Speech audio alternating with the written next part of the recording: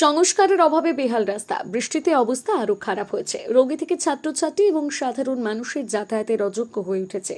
সেই রাস্তা সরানোর দাবিতে গ্রামবাসীরা রাস্তায় টায়ার জ্বালিয়ে অবরোধ বিক্ষোভ করলেন। দাবি পূরণ না হলে ভোট বয়কটের হুঁশিয়ারি দিলেন। এই বিষয়ে এলাকায় শুরু হয়েছে রাজনৈতিক চাপানোতর।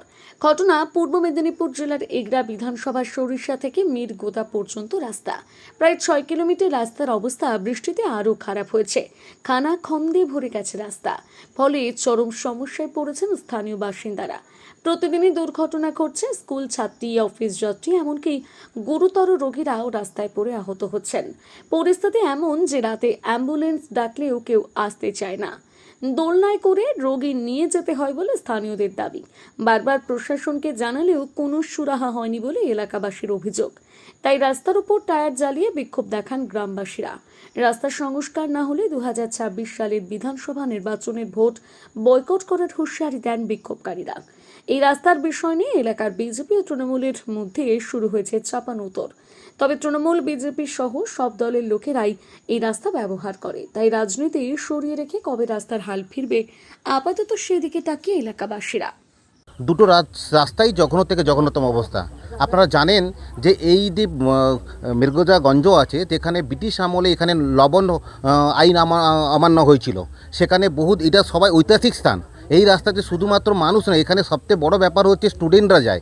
আর এখানে আমাদের পানিপারুলে হেড টিচার তথা তরুণবাবু, উনি ওখানকার টিচারও আছেন, উনি জানেন যে এই রাস্তা কতটুকু ভাইটাল পয়েন্ট আছে। তুমি শুধুমাত্র টিচার নয়, এখানকার বিধায়কও আছে। আমি স্যারকে বিনীতভাবে রিকোয়েস্ট করব যাতে দুটো রাস্তা হয় তার ব্যবস্থা করতে।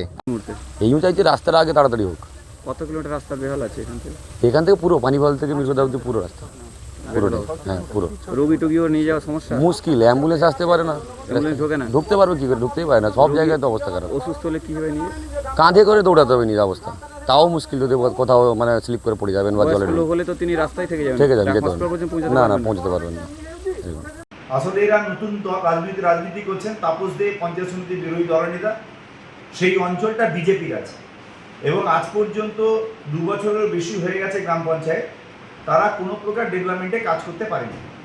আমরা যে উন্নয়নগুলো করি সেগুলোই সেখানে হয়, কিন্তু মানুষের কাছে তারা উন্নয়ন না করার কারণে পৌঁছতে পারছেন না, তাই এই আন্দোলনগুলো তারা করছেন। আসলে তিনি জানেন না এবং খবরও রাখেন না যে ওটা একটা পিএমজিএসএ রাস্তা, এবং সেই রাস্তাতে যখন আমরা গ্রাম পঞ্চায়েতে ছিলাম গত টার্মে, তখন দুটো খুঁটি পুঁতে যাতে বড় গাড়ি যেতে না পারে তার জন্য আমরা আটকে দিয়েছিলাম ছোট গাড়ি যাওয়ার জন্য। তারা পঞ্চায়েতে আসার পরে কি করলেন, সেই ব্যারিকেডটা তুলে দিয়ে সমস্ত ধরনের ভারী গাড়ি যাওয়ার ব্যবস্থা করে দিলেন। তার ফলে রাস্তা ক্ষতিগ্রস্ত হয়েছে।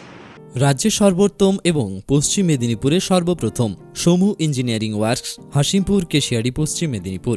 আমাদের এখানে ফুললি অটোমেটিক এবং manual hydraulic and vibro fly ash bricks machine order অনুযায়ী তৈরি করা হয়। এছাড়া pavers, hollow block, vibrating table, pan mixture, colour mixture, checker tiles মেশিনও তৈরি করা হয়। আমাদের কোম্পানি ISO সার্টিফিকেট প্রাপ্ত, তাই সহজেই বিশ্বাস করা যায়। আমাদের তৈরি মেশিনগুলি উৎকৃষ্ট মানের এবং শক্তিশালী।